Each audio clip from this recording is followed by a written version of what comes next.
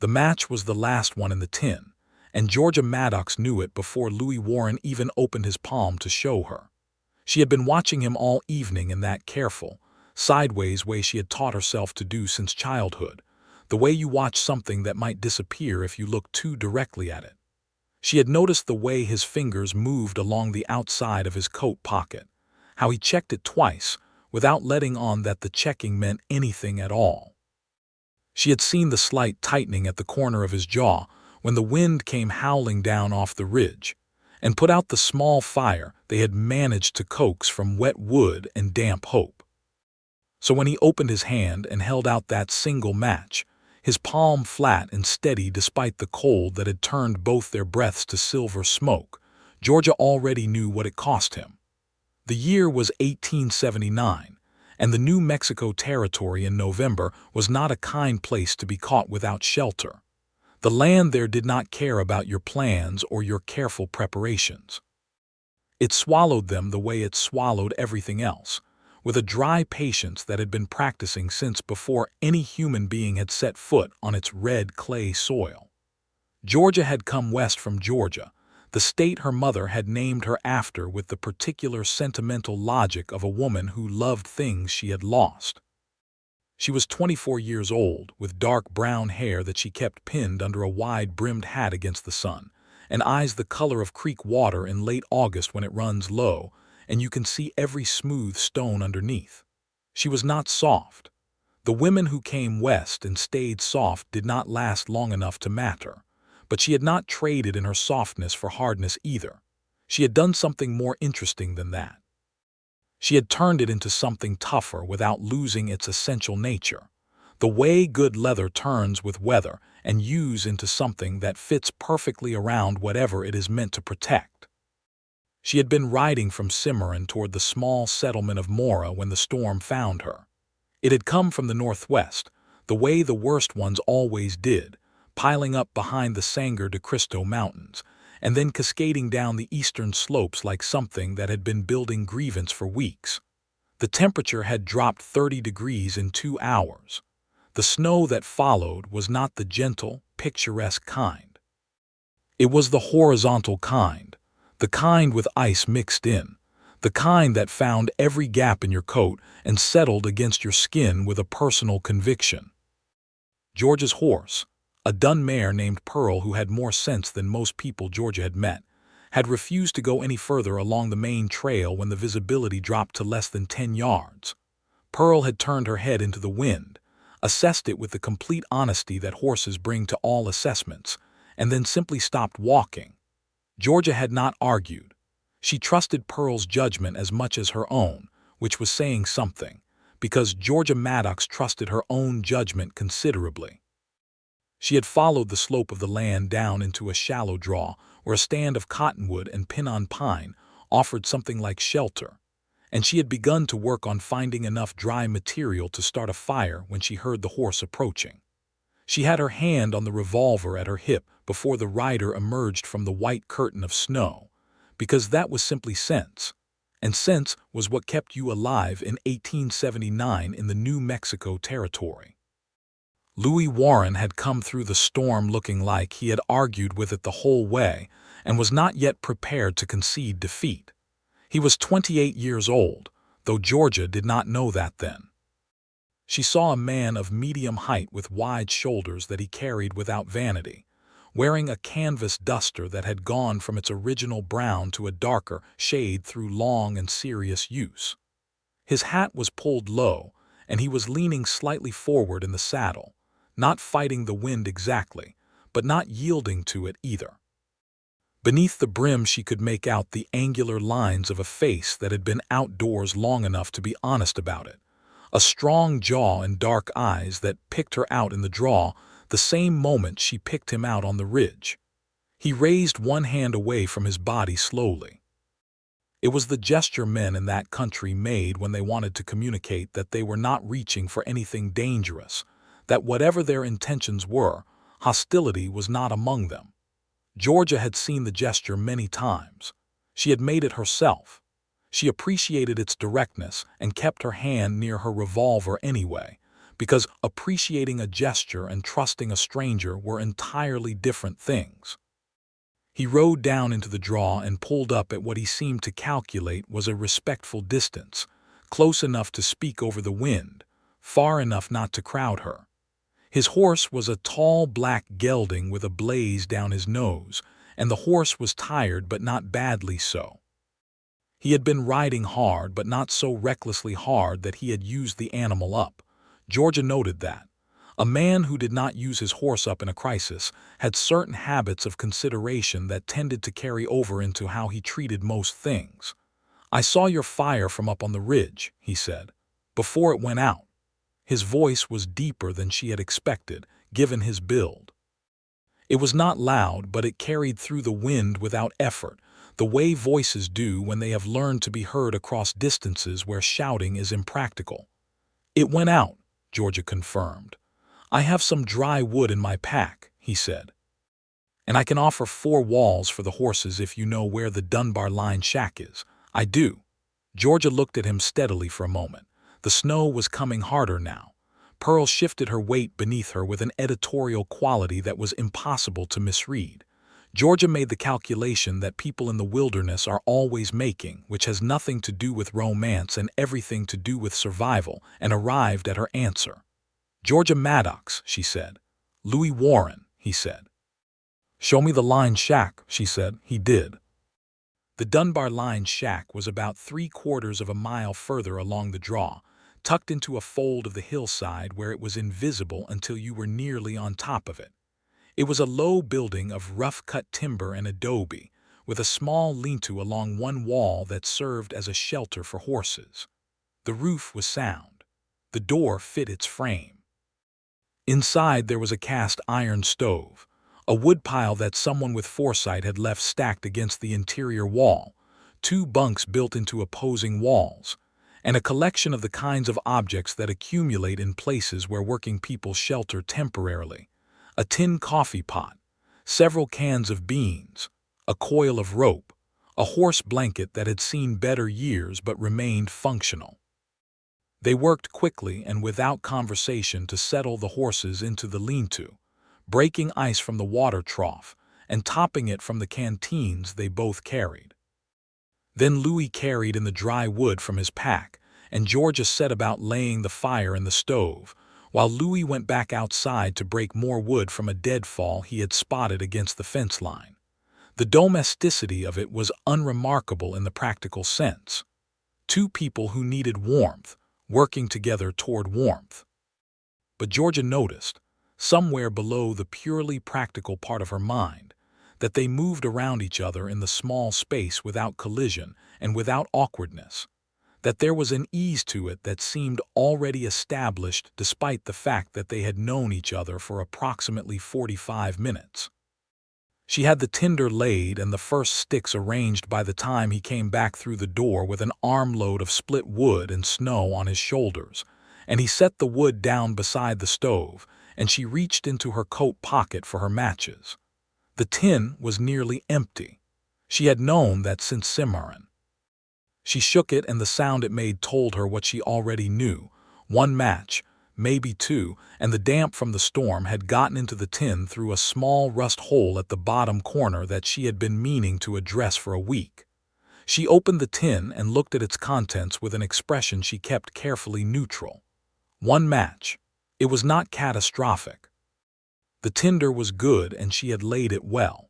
1 match was enough if the fire wanted to catch, and she had coaxed enough fires in enough weather to believe she could make it want to. She set the match to the tinder and held her breath in the particular way you do when something important is depending on a small flame. The fire took. It took reluctantly, the way fires do when everything around them is cold and wet, but it took, and Georgia leaned back on her heels and felt the first faint emanation of warmth begin to spread from the stove's open door. She put the empty tin back in her pocket without comment. Louis had been watching, not intrusively, but she had felt his attention the way you feel sunlight even with your eyes closed. He had unsaddled his horse by memory while she worked on the fire. He had hung his duster on the peg beside the door, and she could see now that beneath it, He wore a dark wool shirt and leather vest, a working man's clothes, practical and undecorated. He had the kind of build that comes from actual physical labor rather than the performance of it, and Georgia noticed this with the same matter-of-fact assessment she brought to most things, cataloging it and setting it aside. "Coffee," he said, not as a question. He picked up the tin coffee pot and shook it, found it empty as expected, and went about filling it from his canteen. He had coffee in his pack, ground, and a small cloth envelope of sugar that he held up for her inspection with a questioning look. "Yes," Georgia said. "Please." She sat on one of the bunks while the fire established itself, and the coffee came to heat, and she watched him move around the small space with the unself-consciousness of a person who is not performing himself but simply being himself. It was, she thought, one of the more attractive qualities a person could have. She had met too many men in the West who were performing their own existence so relentlessly that there was no one actually home when you looked for them.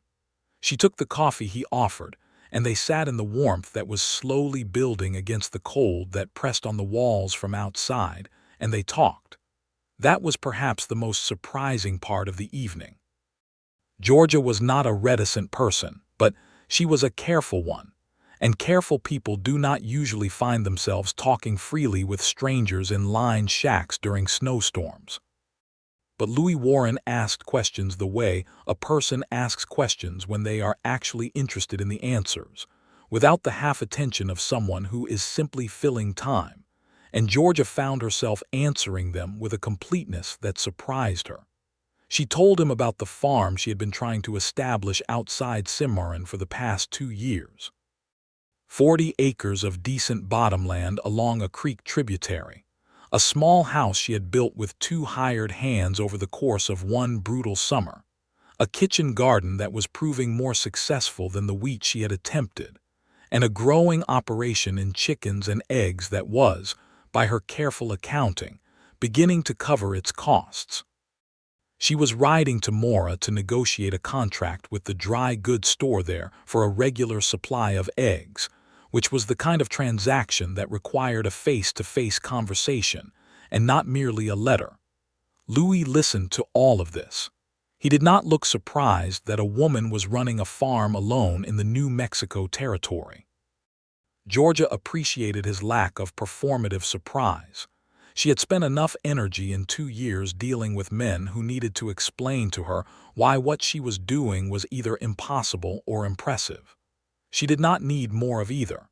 She asked about him, and he told her with the same directness. He was a working cowhand, had been for 8 years, since he was 20 years old and had come west from Illinois, following nothing more specific than the general westward gravity that pulled at young men in the 1870s like a tide.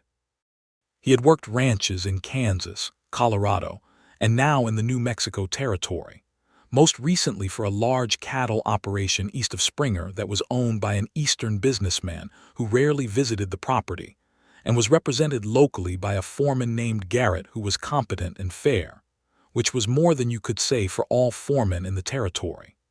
He was riding toward Cimarron on a personal errand, which he described without elaboration as business with the land office. He had been saving money for 5 years with the intention of buying land of his own, and he was at the point where the intention was becoming something more concrete and specific. What kind of land? Georgia asked. Grazing land, he said. I want cattle, not to work someone else's cattle, my own. He said it without grandiosity, which made it land differently than it would have otherwise.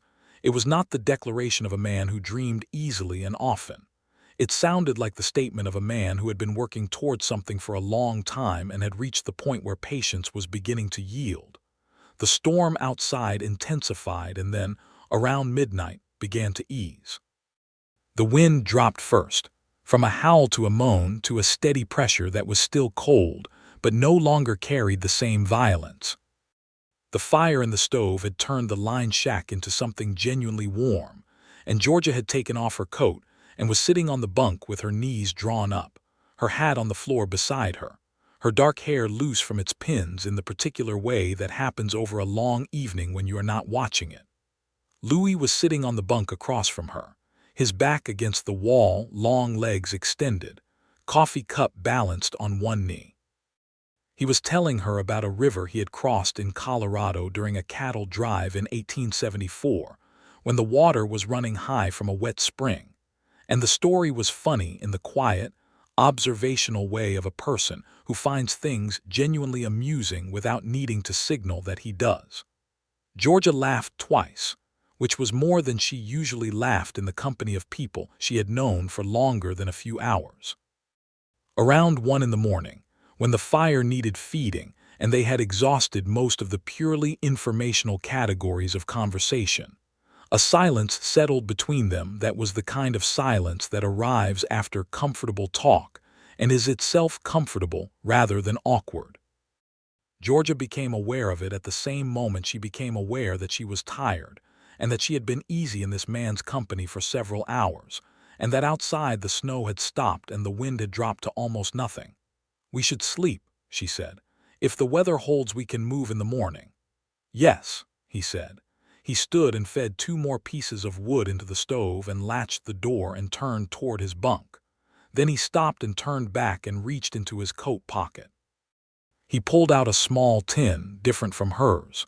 It was a match tin, and when he opened it she could see that there was exactly 1 match inside. He had been watching her use her last match to light the fire earlier without saying anything, and he had been carrying this 1 match in his pocket all evening. He held it out to her. His palm was flat and still, steady in the way of a man who has spent years working with horses and knows that steadiness is a form of communication. "In case the fire goes out in the night," he said. "The stove is good, but the seal on the damper is loose." Georgia looked at the match in his hand. Then she looked up at him. In the firelight, his eyes were dark and entirely direct, and she could read nothing in them except exactly what was there, which was the simple offering of the thing he held. "What about you?" she said. Something moved across his expression, something she would think about later and for a long time. Not surprise exactly, but something adjacent to it, the expression of a man who had not expected the question. "I will stay close to you," he said. "If the fire goes out, I will hear it and I can get it going again before the cold comes back."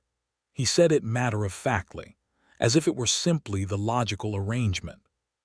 But Georgia Maddox was a woman who paid attention, and she paid attention now, and what she heard beneath the practical words was something else entirely, something that had nothing to do with the fire and the loose damper seal and the temperature outside. She took the match. Their fingers touched in the exchange, just the tips for less than a second, but Georgia felt it in a way that was entirely disproportionate to the brevity and area of the contact, and she did not look away from him when she took the match, and he did not look away from her. "Thank you, Louis," she said. "Georgia," he said, and it was just her name, just the sound of it, but he said it in the tone of a man who is beginning to understand that a word he thought he knew means something new. She lay on the bunk with the match held carefully in her hand, listening to the deep quiet of the post-storm night and the steady breath of his sleeping on the other side of the room, and she did not sleep for a long time. The fire did not go out.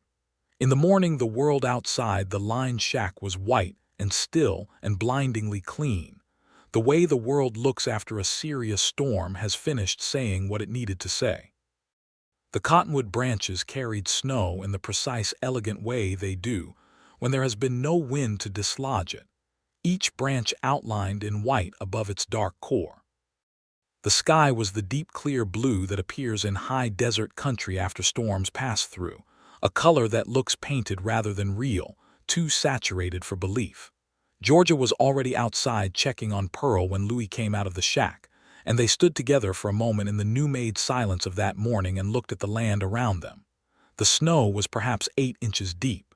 It was cold, but the wind was gone. The trail to Mora would be passable. "Will you be all right getting to Cimarron from here?" Georgia asked. "About 4 miles, he said. "I know this country," he paused. "Will you be all right getting to Mora?" "I know this country too," she said. He smiled at that. It was the first time she had seen him smile with the full effect of it, Not the small, controlled almost smile she had caught glimpses of in the firelight the night before, but the real one, open and genuine, and it did something immediate and irreversible to the already complicated internal landscape she was navigating. They saddled their horses. They drank the last of the coffee standing in the doorway of the lined shack. They checked that the stove was safely banked and that there was firewood left for whoever came through next, because that was the custom in that country, and both of them had been shaped by custom without losing the understanding of why the custom existed. When the time came to go their separate ways, they stood at the fork in the draw where the trails diverged. "I will be in Cimarron," Louis said, "for at least a week. The land office moves slowly." "I will be in Mora for 2 days," Georgia said, "and then I ride back through Cimarron." They looked at each other in the clean morning light. "Would you have supper with me," he said, "when you come through?" It was not quite a question, not quite a statement. It occupied the precise middle ground where honesty lives, where you have committed to something without demanding a particular response to it. "Yes," Georgia said, "I will." She rode to Mora. She concluded her egg contract with the dry goods merchant, a meticulous older man named Harrington, who drove a harder bargain than she had expected, and with whom she spent most of the first day in careful negotiation before they arrived at a price that satisfied her professional standards while still leaving him with sufficient margin to make the arrangement worth his while. She ate her supper both evenings at the small eating establishment attached to the hotel, and she thought about the match tin still in her coat pocket, with the match Louis had given her still inside it, and she thought about the sound of his voice saying her name in that particular tone. On the third morning she rode back through the Mora Valley towards Cimarron. The snow from the storm had begun to settle and compact under the influence of 2 days of hard sunlight, and the trail was clear, and the air was cold and sharp-edged and beautiful in the way that November air in high New Mexico can be beautiful when it is not actively trying to kill you. She found Louis Warren at the hotel in Cimarron just before supper, sitting in a chair outside the hotel lobby, reading a newspaper with the focused attention of a man who reads because he is interested in what he is reading, and not because he has nothing else to do. He looked up when he heard Pearl's hooves on the packed dirt of the main street, and the look on his face when he recognized her was one of those things Georgia Maddox filed carefully away in the part of her where important things are stored. He had reserved a table at the best of Cimarron's 3 eating establishments, which was not saying a great deal but was saying something. He had changed out of his work clothes into a clean dark shirt and his good coat, and his hat was on the peg beside the table when she came in. She had changed, too, at the hotel where she had taken a room, into a dark green dress she had brought specifically for the Mora business meeting, and that was the better of her 2 non-working dresses. She had pinned her hair up again with care. The look he gave her when she came through the door was another one for the collection. They had supper, and it lasted 3 hours, and they talked through the whole of it with the ease of the lined shack and more besides, because now there was daylight behind them and the particular clarity of knowing that they had sought each other out, that they were here by choice, which is different from being here by storm. He told her about the land he had identified north of Cimarron, a parcel of about 200 acres that had grazing capacity and a reliable spring and access to timber for building. He had signed papers at the land office that afternoon. He was, as of 3 hours before their supper, a landowner in the New Mexico territory. Georgia had felt something shift under her feet that was not the ground moving. She looked at him steadily across the table and said, "Congratulations, Louis." He said, "I keep thinking about something." "What?" she said. "Your farm," he said. "Your 40 acres with the creek and the kitchen garden, 2 years of work." "Yes," she said. "My 200 acres is about 12 miles north of Cimarron," he said. "Your 40 acres is about 8 miles south of Cimarron." He said nothing else.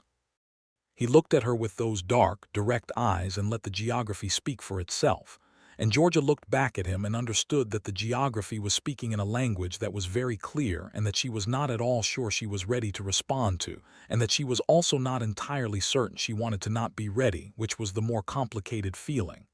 "That is 20 miles apart," she said. "Yes," he said, "it is." "That is not very far," she said. "No," he said, "it is not." She rode back to her farm on the fourth morning, and the land met her the same way it always did, with complete indifference to whether she had been gone or not. Pearl went immediately to the water trough. The chickens congregated at the fence gate with the self-important urgency that chickens bring to feeding time. The kitchen garden had been put to bed for winter already, but the raised beds were covered with their straw mulch and looked orderly and intentional in the November light.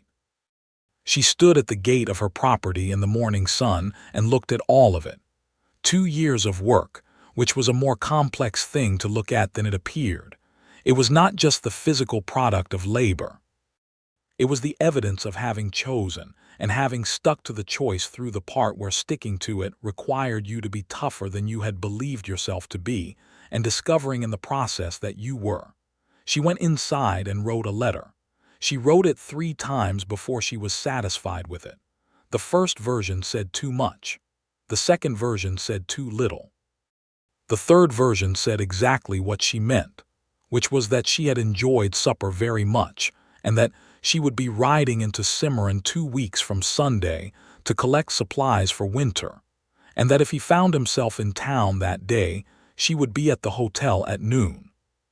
She sent the letter by the mail rider who came through her road twice a week, and went on with her November work, which was extensive and absorbing. She patched the roof where a spring storm had loosened 2 shingles. She reinforced the chicken coop against the coming winter cold. She rode the fence line and replaced 3 posts and restrung wire in 2 places. She preserved the last of the kitchen garden's cold weather vegetables, turnips and parsnips and beets, laying them in sand in the root cellar her hired man, Elias, had helped her dig that summer. Elias Romero was 20 years old and came from a family that had been in the Cimarron Valley for 4 generations, long before any American territorial claim had been made on it. He was steady and skilled, and Georgia paid him a fair wage and fed him at her table when he worked, which was the minimum of what was right, given the history of the land they were both standing on, and the injustice of how most of that labor and land history in the territory had played out. She was under no illusion that her own presence in the territory was uncomplicated, that the land she had filed on had simply been waiting to be claimed. She held that awareness the way you hold a weight you cannot put down but can learn to carry well. 2 weeks from Sunday she rode into Cimarron. It was a bright, cold day of the kind that characterizes December in the high desert, everything hard and clean and crystalline, the mountains white to their bases, the sky so deeply blue it seemed to have substance. She collected her supplies, which took the better part of the morning, and at noon she walked into the hotel. Louis Warren was already there. He was early. She noted that and felt it do what it did to her, and said nothing about it but sat down across from him, with a composure that cost her slightly more than usual to maintain. He had brought her something. It was a small tin, a match tin, and it was full. He set it on the table between them without preamble and said, "In case the rust hole gets worse."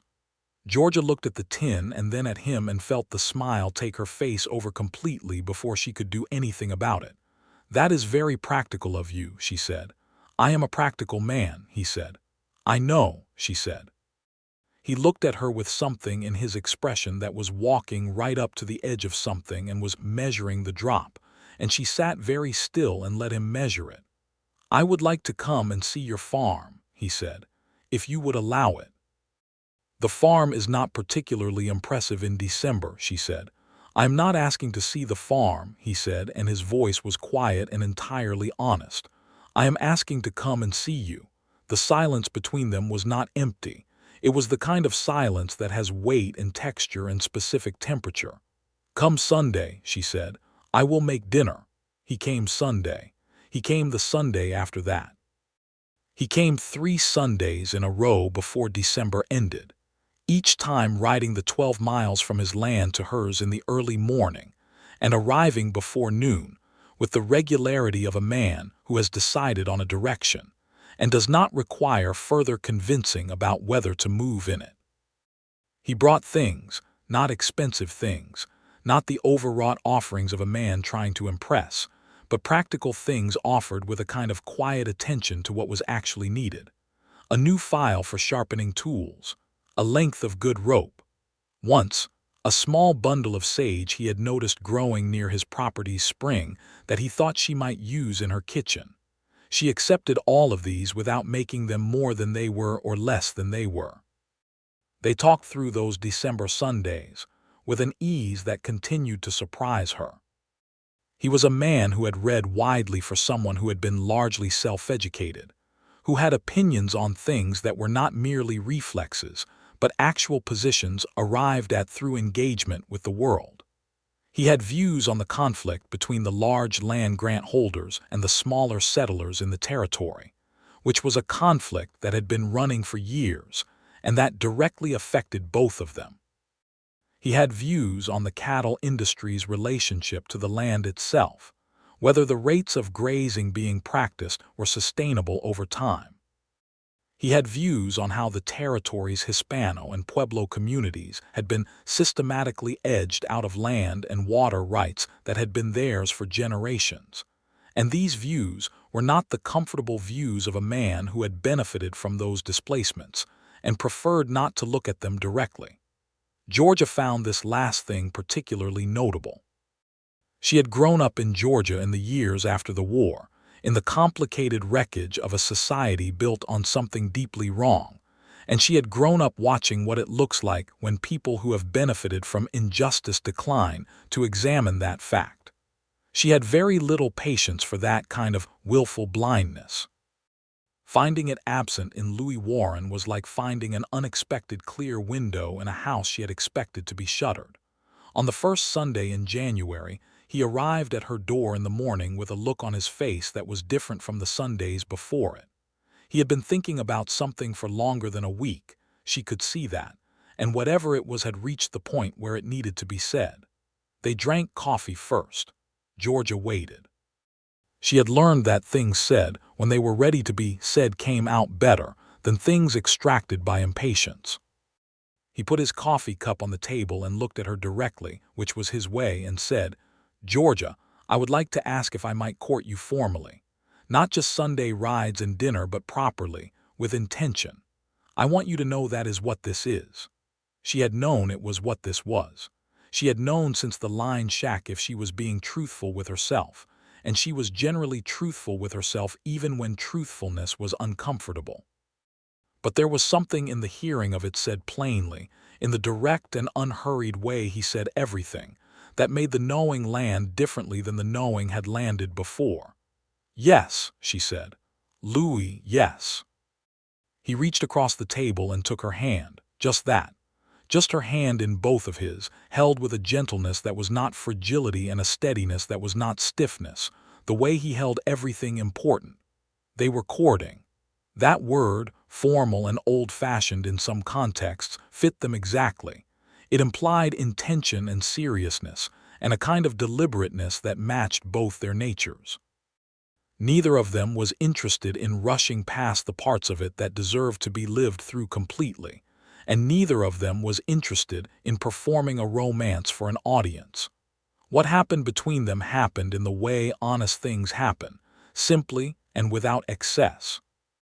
He began helping her with the heavier winter work on Sundays after dinner, not because she required the help or because he needed to demonstrate his utility, but because working alongside someone you care about is one of the particular pleasures of caring about someone who does real work.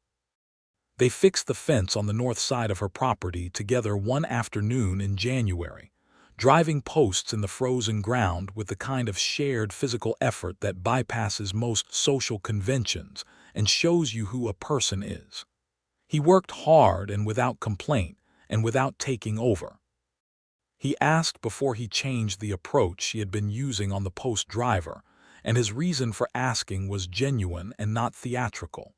She showed him her egg accounting ledger one evening, not because she owed him a financial accounting, but because she wanted to share the thing she had built, the small but real enterprise of it, and she wanted to see how he looked at it.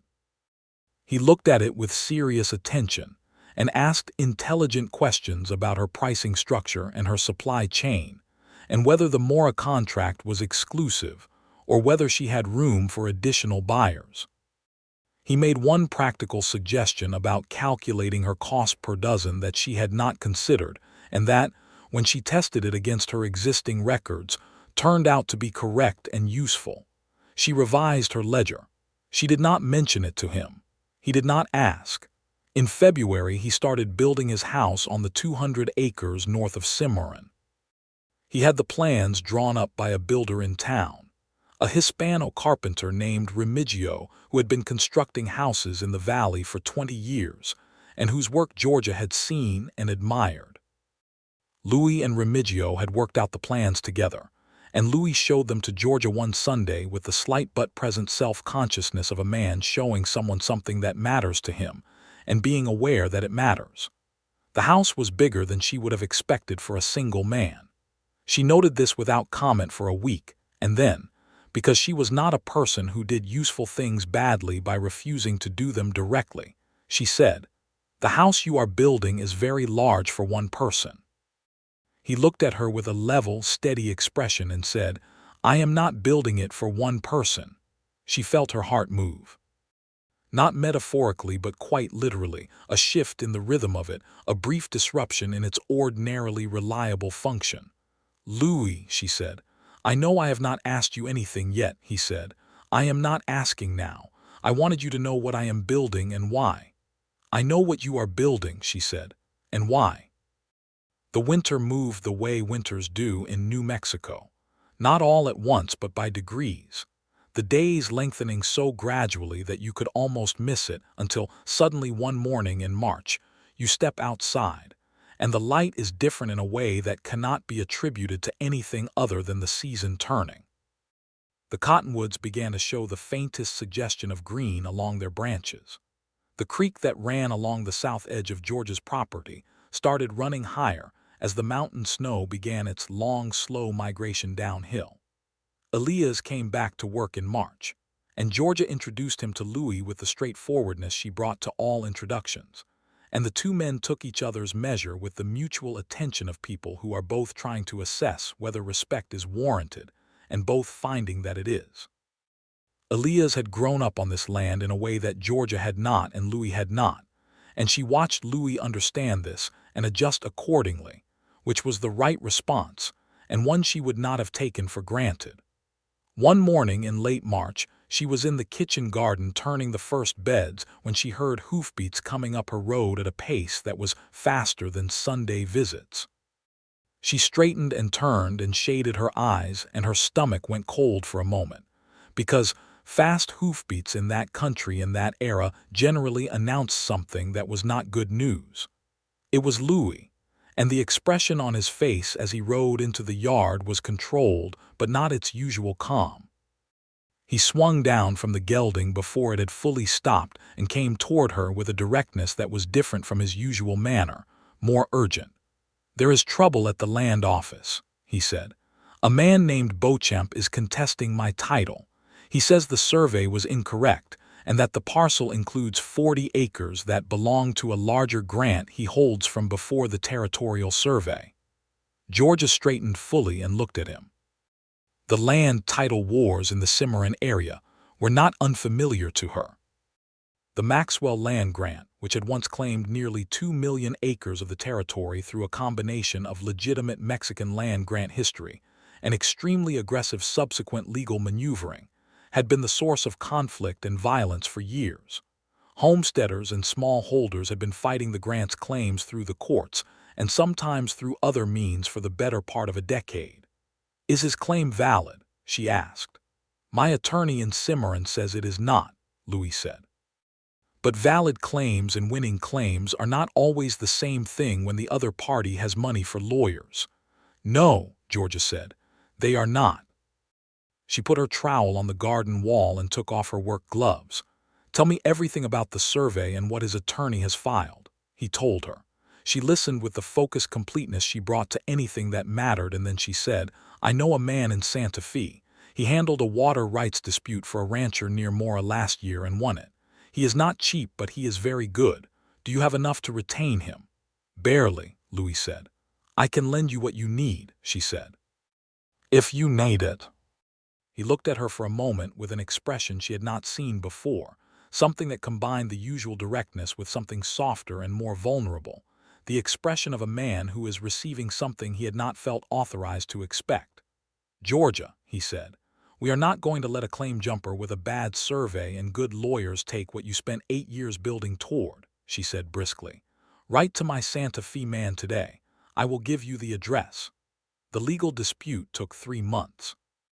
It was tedious and expensive and occasionally alarming, as legal disputes are, and Louis made 3 separate trips to Santa Fe during that period to appear at hearings and consult with his attorney. Georgia did not go with him on these trips because her own farm could not be left without attention for the time it would take, but she wrote him letters, and the letters he wrote back were longer and more personally revealing than anything he had said to her in person, which is often the way with people who are private by nature and find that writing opens something the spoken voice keeps guarded. He wrote to her about Illinois, about his father, who had been a farmer and a difficult man, not cruel but hard in the specific way of men who have given all their softness over to survival and have nothing left, about leaving at 20 and the particular combination of grief and relief that had accompanied the leaving, about the years of moving through the Western territories from one job to the next and the slow building of something inside him, an understanding of what he wanted that came not from deciding in the abstract, but from accumulating years of evidence about what he was and was not when he was living it. She wrote back with her own history, about growing up in Georgia after the war in a family that had been on the wrong side of history and knew it, and was doing the complicated work of reckoning with that while simultaneously trying to survive poverty and displacement. About her mother, who had named her after a lost home, and then had the grace to help her daughter build something new in a place that was not bound to that history. About the death of her mother 2 years before Georgia had come west, which had released her from the last obligation that might have kept her in place. About the farm as an act of self-creation. About the loneliness of self-creation, which is real even when the creation is working. He won the land dispute in June. The Santa Fe attorney had found a surveying error in Beauchamp's original claim that predated the territorial survey and invalidated the contested 40 acres entirely. The judge ruled in Louis's favor on a Tuesday afternoon, and Louis rode the entire distance from Santa Fe to Georgia's farm without stopping to tell her in person before he told anyone else. She saw him coming from half a mile away, and she knew from his pace and the set of his posture what the news was before he was close enough to read his expression. She came out of the house and stood in the yard, and when he rode in and swung down, she was already smiling. He took her hands and said, "We won." "I know," she said. "I can see it in you from all the way at the gate." He was still holding both her hands and standing closer than he usually stood, close enough that she could see the dust from the road on his face and the tiredness behind the relief in his eyes, and she looked up at him, and the look they exchanged was the longest and most unguarded look they had exchanged yet, which was saying something, because they had been exchanging a good number of unguarded looks over the past several months. He kissed her, or she kissed him.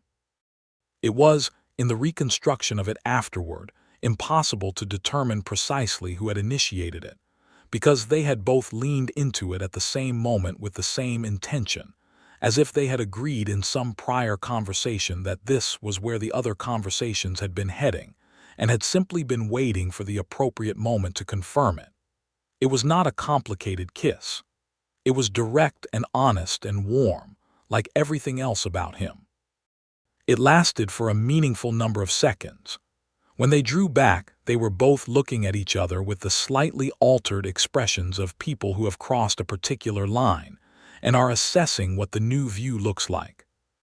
"I have been wanting to do that since January," he said. "I have been wanting you to do that since January," she said. He laughed at that. The full, open laugh she had heard only a few times and that she had been collecting carefully in the internal place where important things are stored. "Only since January." "November," she said. "November," he agreed. The summer of 1880 was a full one. The farm flourished with the particular abundance of a property that has been properly established, where 2 years of careful work have begun to compound. Georgia's chickens numbered 40 now, and her egg production was consistent and reliable enough that Harrington in Mora had doubled his standing order, and she had added a second buyer in Cimarron. Elias had helped her plant a half-acre of kitchen garden and a small orchard of apple and pear trees, which would not bear for several years, but which represented a kind of faith in the future that felt important to act on. Louis was building his cattle operation with the same systematic approach he brought to everything. He had bought 20 head of good stock from a rancher near Springer and was grazing them on his 200 acres under the management of a cowhand he had hired, a man named Calvin, who was 50 years old and had been working cattle since before Louis was born, and who had the particular authority of long experience combined with the rare quality of not needing to prove it constantly. They spent Sundays together as a matter of settled practice now. There was nothing of the tentative in their time together.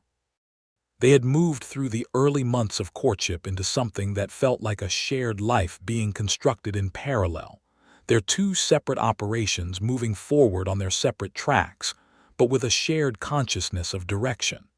He asked her to marry him on a Sunday evening in August when they were sitting on the porch of her house, watching the sun go down behind the mountains. The sky was doing the extravagant southwestern sunset thing, layering orange and red and purple and gold in combinations that seem implausible, until you have seen them enough times to accept that the sky in that country simply does not feel bound by the conventions of subtlety. He did not make a production of it. He turned toward her on the porch step where they were sitting and said, "Georgia, I want to marry you. I want to share my life with you, and I want you to know that I am asking not because it is the next logical step, but because every day I spend with you, I understand more clearly that it is what I want for the whole rest of my life." Georgia had known this was coming the same way she had known about the match tin in the line shack, by paying attention to what was actually happening rather than what she was supposed to be doing. She had been thinking about her answer for longer than she would have needed to if the answer were simple, not because she was uncertain, but because saying yes to this was saying yes to something large, and she wanted to meet its largeness honestly. "Yes," she said. "Louis, yes. I want that too."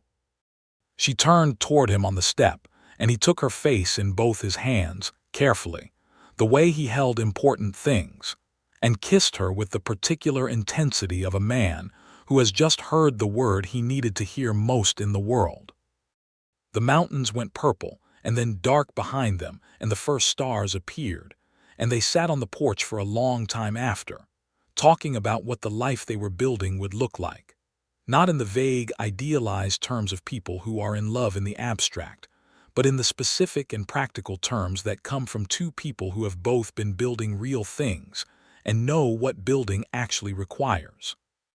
They were married in October of 1880 by the Justice of the Peace in Cimarron, in a ceremony that was modest in scale and extravagant in honesty. Georgia wore a dress she had made herself from cream-colored cotton, with blue embroidery at the collar and cuffs. Louis wore his good dark coat and a new white shirt and looked at her the entire time with an expression that everyone who witnessed it would remember for a long time afterward. Elias was there. Calvin was there. Remigio the carpenter, who had nearly finished the house on Louis's land by now, was there. Harrington from Mora had ridden over, which surprised and touched Georgia considerably. a handful of other settlers and townspeople who had come to know them in their separate capacities, as people of good character and serious purpose, filled the small room.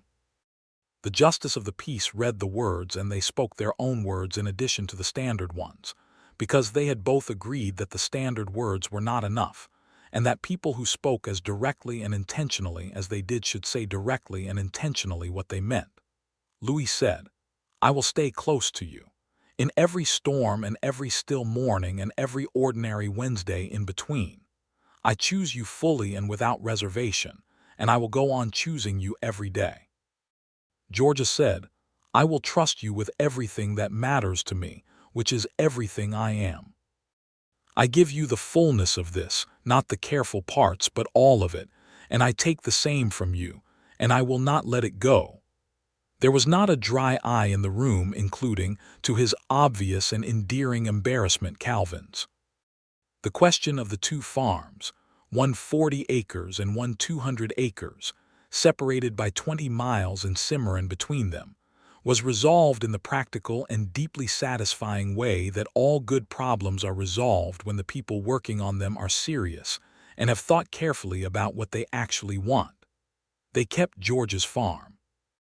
They expanded it by purchasing the adjacent 30 acres that had come available that spring, extending her creek frontage, and adding good bottomland for the kitchen garden expansion.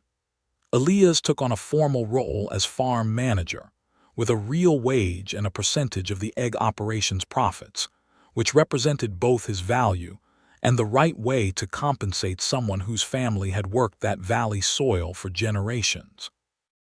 Louis's 200 acres north of Cimarron became the cattle operation, with Calvin managing it day to day, and Louis riding out 3 or 4 days a week to oversee and work alongside him. Remigio finished the house on the northern property in November, and it stood solid and well-made against the first winter of their marriage, a house built with intention and care. They lived primarily at George's farm, which they now called the Maddox Warren Place, both names on the gate, because Georgia had built it and both of them held it. Louis made the morning and afternoon work there his own as well, not displacing anyone, but adding himself with the natural ease of a person who has always known that participation is not intrusion when it is offered in the right spirit. Their first winter together was the winter of 1880 going into 1881, and it was cold and long and exactly as much work as winter always is in the high New Mexico territory.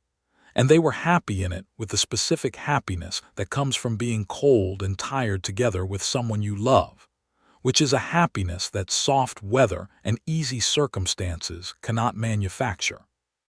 Georgia found she was expecting their first child in February of 1881, and she told Louis on a morning when they were eating breakfast before the fire, setting down her coffee and saying it plainly because she was Georgia and plain saying was her way.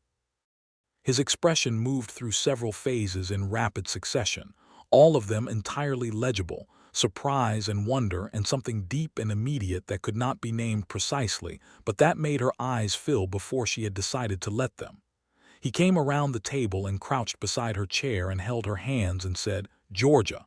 "Yes," she said. "We are going to have a child," he said. "We are," she said.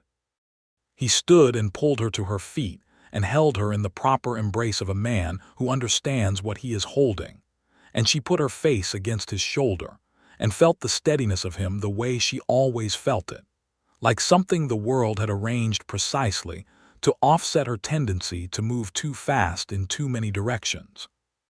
Their son was born in October of 1881, delivered with the competent assistance of the midwife from Cimarron, a woman named Mrs. Salazar who had been attending births in the valley for 30 years, and who managed the whole business with a calm efficiency that Georgia found enormously comforting.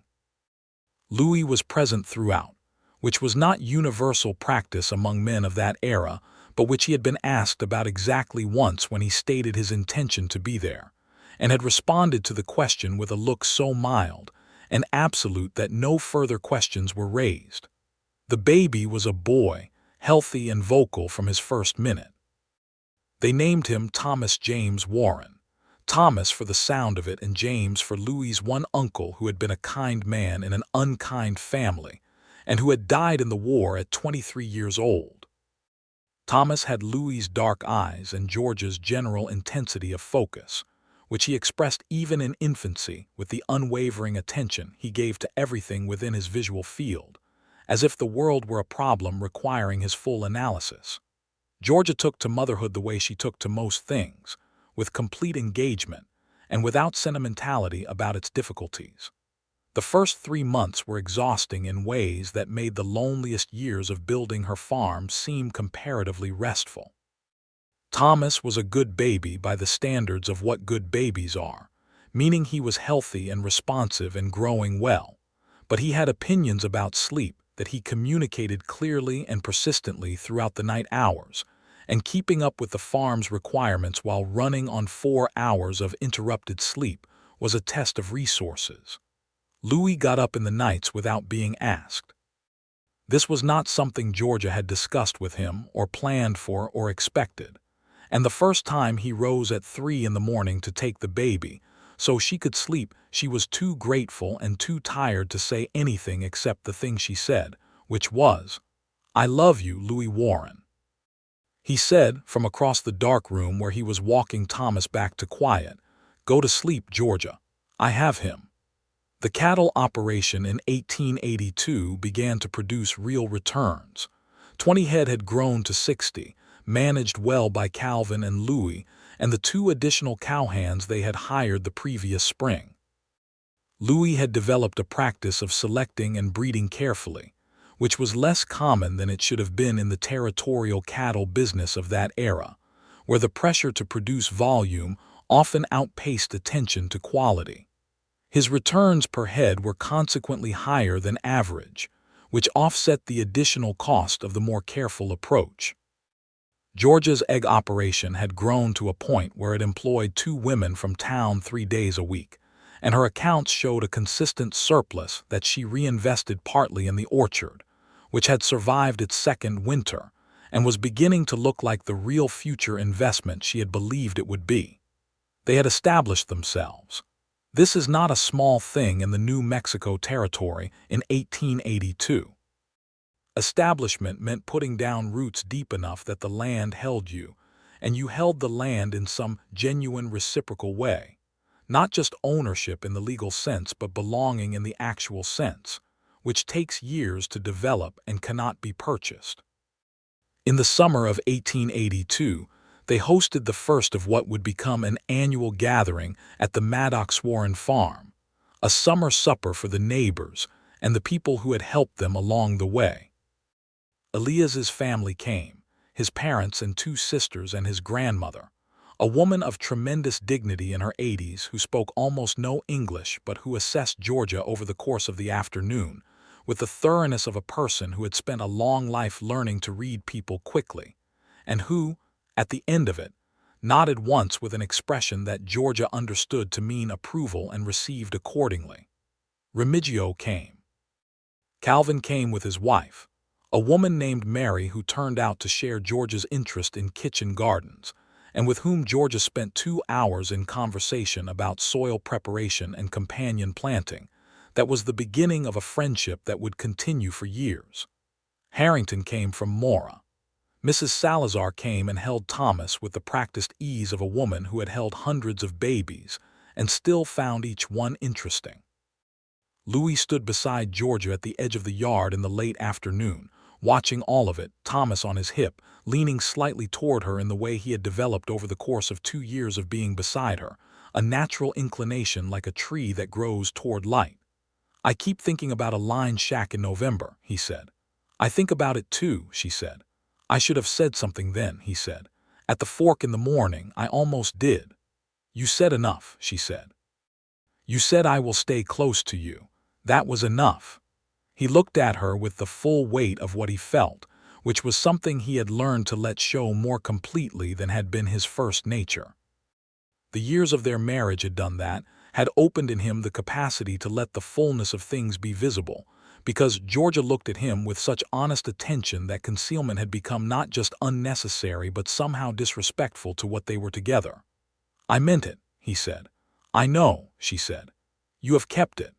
Thomas reached up and grabbed a fistful of Louis's shirt collar and made an authoritative noise. They both looked at their son, who looked back at them with the dark-eyed intensity that was his most consistent characteristic, and Georgia felt the fullness of that moment press against her chest in the way that certain moments do when you are living your actual life, and you are aware that you are living it. The autumn of 1882 brought a rustling problem that affected several ranches in the area north of Cimarron, including Louis's property. 4 cattle went missing from the northern boundary over the course of 2 weeks. Louis and Calvin spent several long days tracking the losses and working with other affected ranchers to establish what was happening and where. The sheriff's office in Cimarron sent a deputy named Treadwell who was competent and thorough, and within a month the responsible parties were identified, a small group operating out of a canyon in the hills to the east, and the matter was handled through the proper legal channels, with the result that Louis recovered 2 of his 4 cattle and received a fair adjudication through the territorial court for the other 2. Louis came home from the last court appearance in Cimarron and found Georgia at the kitchen table going over her winter supply accounts, Thomas playing on the floor with a set of carved wooden blocks that Remigio had made for him, and he sat down across from her and told her how it had resolved, and she listened and then reached across the table and covered his hand with hers. "Done," she said. "Done," he said. The spring of 1883 brought the second pregnancy. Georgia had suspected it for several weeks before she confirmed it, and she told Louis with the same plain saying she had used the first time at breakfast, setting down her coffee. He came around the table again. He crouched beside her chair again. He took her hands in both of his. He was getting better, if that was possible, at the quality of how he held things. "Again," he said. "Again," she said. "Are you well?" he said. "I am very well," she said. Their daughter was born in November of 1883, on a morning when the first snow of the season was falling outside the bedroom window with the gentle deliberateness of early winter snow, the kind with large flakes that come straight down in still air. They named her Clara Rose Warren. She had Georgia's hair and Louis's eyes, which was a combination that would grow up to be striking, and from her first days she had a quality of stillness that was entirely her own, a watchful calm that made her seem older than her age, and that would remain characteristic of her throughout her growing years. Thomas, who was 2 years old and extremely interested in all developments in his world, received Clara with the magnanimous condescension of a very young child who has been told that something is wonderful and is prepared to accept this assessment while reserving the right to reconsider it. Within a week of Clara's arrival, he had appointed himself her primary observer, stationed himself near her with the regularity of a sentinel, and developed the habit of providing her with a running commentary on the household events she was too young to observe for herself. Louis watched his children with a quality of attention that was the same quality he brought to everything, but that had a particular depth when it was turned on Thomas and Clara. He had told Georgia once, a model for the kind of father he wanted to be.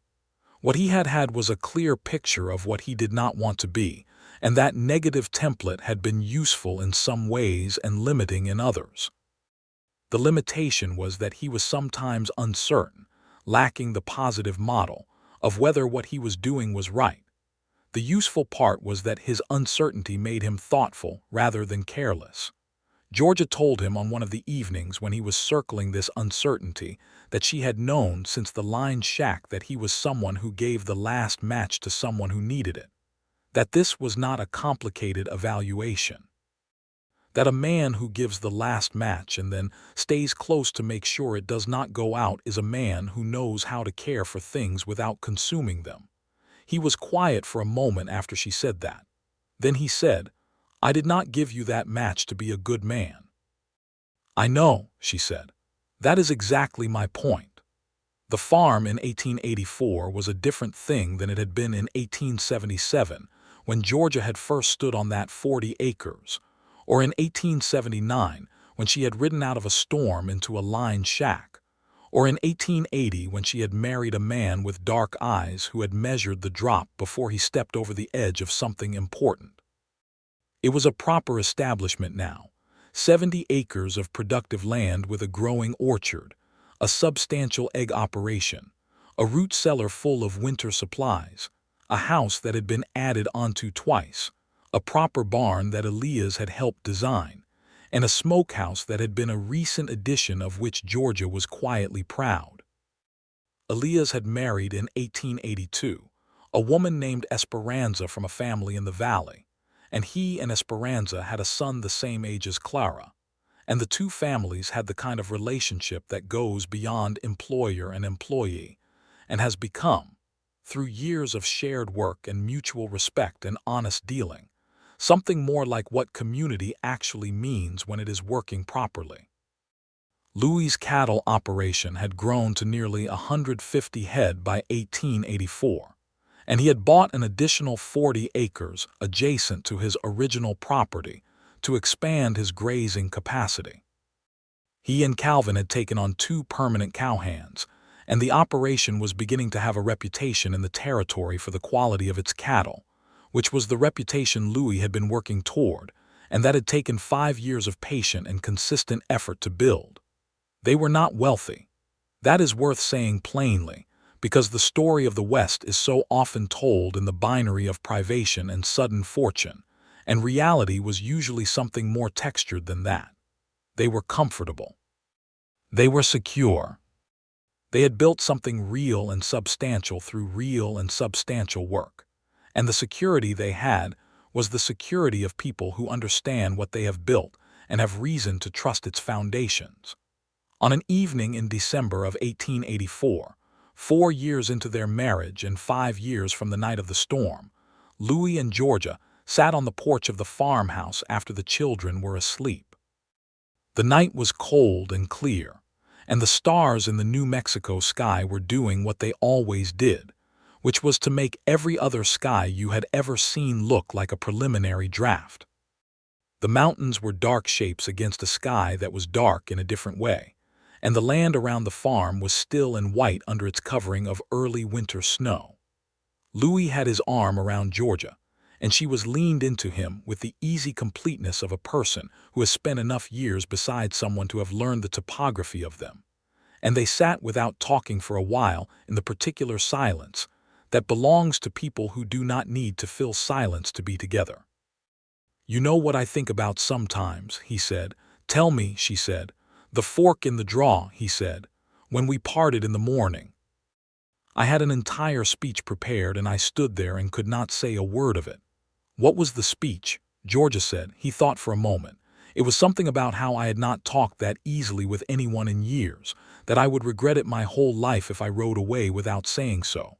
"You said enough," she said. "You asked if I would have supper." "That was not the speech," he said. "That was everything that was left when the speech fell apart."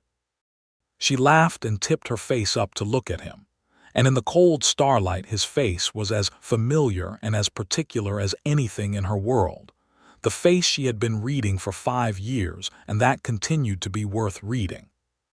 "It worked," she said. "It worked," he agreed. He kissed her forehead. She settled back against him.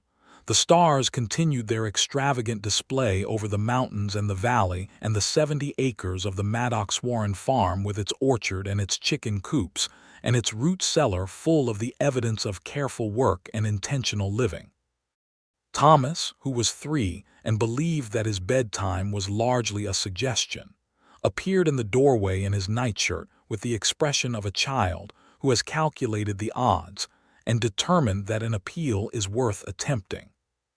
He looked at his parents on the porch with the focused assessment Georgia recognized as her own trait operating through his face.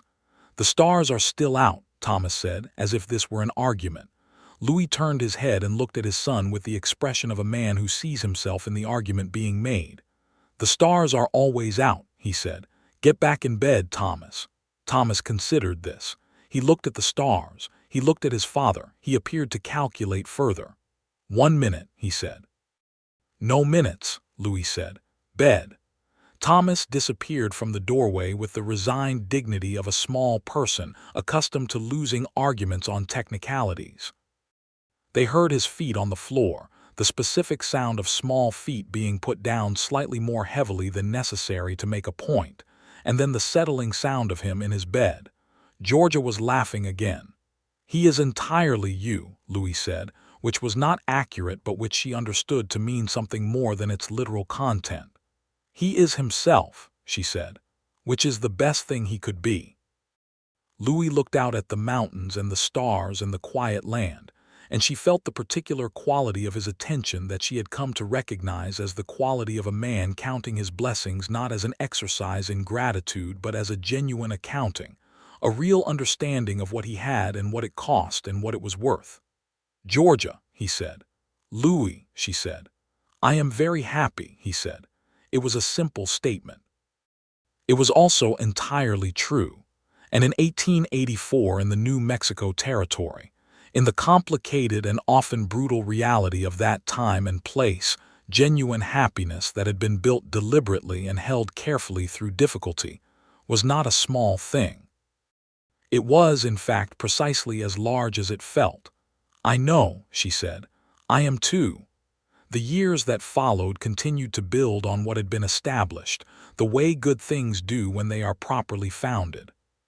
Thomas grew into a boy with an insatiable appetite for information about everything, a characteristic that endeared him to Georgia and slightly alarmed Louis, not because curiosity was unwelcome, but because the particular focus of Thomas's curiosity on the mechanical operation of every object in the household meant that certain objects occasionally required reassembly. Clara grew into a child of extraordinary composure, the family's quiet center, with a gift for the natural world that expressed itself in a detailed understanding of the birds and plants of the valley that exceeded most adults' knowledge by the time she was 8 years old. In the spring of 1886, Georgia discovered she was expecting again, and this time she told Louis in the garden rather than at the kitchen table, standing among the apple trees that were now 5 years old and beginning to produce in earnest, the small hard apples of young trees that would become larger and sweeter with years. Louis received the news with the same quality he had brought to it both times before, the same immediate presence, the same hands taking hers. 3, he said. 3, she confirmed. Their second daughter, born in the autumn of 1886, was named Eleanor Frances Warren. She arrived into the world with a set of lungs that announced her presence with unmistakable authority, and from her first hours it was clear that Eleanor had inherited neither Thomas's analytical intensity nor Clara's quiet observational depth, but was her own thing entirely, which turned out to be a child of considerable personality and strong opinions communicated at high volume, and who was loved completely by every member of the family from her first day. Louis said, standing in the kitchen doorway that October evening after the midwife had gone, and the children were asleep and Georgia was resting, said it quietly and to no one in particular except himself. "Look what we have built." The land heard him, the way land does, with its long patience and its complete indifference that is not actually indifference but something more like acceptance, the deepest kind of witnessing. The New Mexico night pressed against the windows and the fire in the kitchen stove burned steady, and the 3 children slept in their separate rooms, and Georgia rested in the warmth of all of it. And Louis Warren stood in the doorway of the life he had built and felt the full weight of it, which was not the weight of burden but the weight of richness. He went back to Georgia. He sat on the edge of the bed and took her hand, and she opened her eyes and looked at him with the particular look she had, the one that saw him completely and did not make him smaller for the seeing. "Eleanor is asleep," he said. "Finally," Georgia said. He smiled. She smiled. The baby slept in her cradle and the fire burned, and the mountains stood white against the November dark outside the window, and the life they had built lay around them like a country, They had explored together until it was fully known, and in the knowing, fully theirs. By 1887, the orchard was producing well, a significant portion of the apple and pear harvest going to buyers in Cimarron and Mora, and Georgia had begun producing a small quantity of apple cider that she was, according to Calvin, who had expressed strong and unreserved opinions on the subject, the finest he had tasted in the territory. Louis noted with visible satisfaction that the cider represented Georgia, adding yet another enterprise to a portfolio that already exceeded what most farming operations of comparable size produced, and that she had done so in the characteristically Georgia fashion of simply identifying a logical next use of available resources and implementing it without making a production of the decision. The match tin, the one Louis had given her in the line shack, sat on the windowsill above the kitchen sink at the Maddox Warren farm.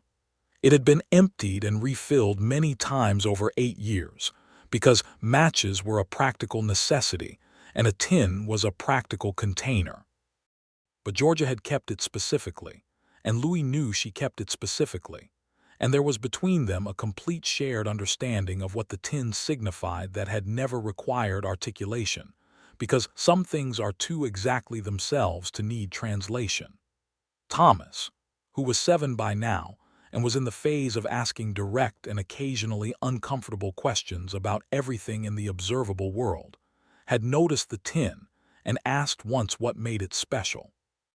Georgia had told him, simply and without embellishment, about the storm and the line shack in the last match, about his father riding down into the draw with dry wood and knowledge of where the shelter was, about the match offered in an open palm in a cold room.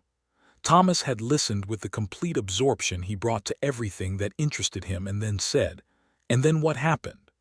"Then everything that has happened since," Georgia said. Thomas had accepted this as the sufficient answer it was, and gone back to whatever object he had been in the process of taking apart. But he had looked at the match tin with new attention after that, and Georgia had seen him look at it, and had seen in that moment the beginning of the understanding of how large small things can be. Louis came in from the cold that December evening in 1887 and hung his coat on the peg, and turned to find Georgia at the kitchen table with the account books open, Clara beside her learning the columns, Alina on the floor building an elaborate structure from pieces of firewood that she had arranged according to a design only she fully understood. He took in the room and everything in it with the long-practiced pleasure of a man who comes home to the right place. He sat down at the table and looked at the account books and said, "How are we?" "Very well," Georgia said. "Very well," he repeated, and the words had the weight of a man who knows what very well costs and what it means. He reached across the ledger and took her hand, and she let him hold it while she continued to add the column she was working on, because after 7 years of marriage, the particular comfort of his hand holding hers was something she could conduct arithmetic in the presence of without losing either the arithmetic or the comfort. Clara watched this with the observational completeness of a child who will one day understand everything she has watched, and then looked back at the columns her mother was teaching her with the serious attention she gave to things that mattered. The fire burned. The match tin sat on the windowsill, ordinary and particular, empty and full of what it had always held. Outside the kitchen window the mountains stood as they had always stood, the way things that are genuinely large stand, without effort and without apology, simply themselves against whatever sky the day had brought. And in the house below them the life that had begun in a storm with a last match and a steadfast promise continued its full and ordinary and extraordinary course, day by day, exactly as promised. Georgia Maddox had come west in 1877 with $30 and a horse and the stubborn specific intention of building something that was truly hers. She had built it. She had built it in ways she had planned and in ways she had not, and the unplanned ways were not, she had learned, the lesser ways. The storm that had driven her into a draw with a stand of cottonwood and a stranger with dry wood, and a match tin had given her more than shelter. It had given her the specific human being who would stand beside her for the rest of her life with the same steadiness he had shown in a cold room with an open palm. He had given her the last match. She had said, "What about you?" He had said, "I will stay close to you," and he had. Through 8 years of hard work and legal battles and growing seasons and difficult winters, and the births of 3 children and the ordinary Wednesdays that constitute most of a life when you are truly living it, he had stayed close. Not hovering, not overwhelming, not so close that she could not be fully herself in the space of it. Close the way good things are close, present and reliable and warm, the way a fire stays through the night when someone who cares tends it. She looked across the kitchen table at her husband in the lamplight, and felt what she always felt when she looked at him with that particular attention, the same thing she had felt in a lined shack in November in 1879 when he had held out a match in an open palm, which was the recognition of something real. Not the dream of a thing or the performance of a thing, but the actual thing, arrived at honestly and held without conditions. "Louis," she said. He looked up from the account book he had been reading over. "I am glad you came down that ridge," she said. He looked at her for a long moment with everything he was in his face, no part of it held back, the open and genuine expression of a man who has been loved well enough to put down the armor of concealment entirely. "Georgia," he said, "so am I." The lamp burned on the kitchen table. The mountains held their ground against the winter sky. The children grew. The orchard grew. The cattle grazed on the 200 acres north of Cimarron under the cold, clear New Mexico stars. And in the house on the 70 acres along the creek, the life that had been built from 2 careful people and 1 last match continued to burn with the steadiness of a fire that has been properly laid and well tended, giving light and warmth in all directions, asking nothing of the darkness except that it stay outside where it belongs.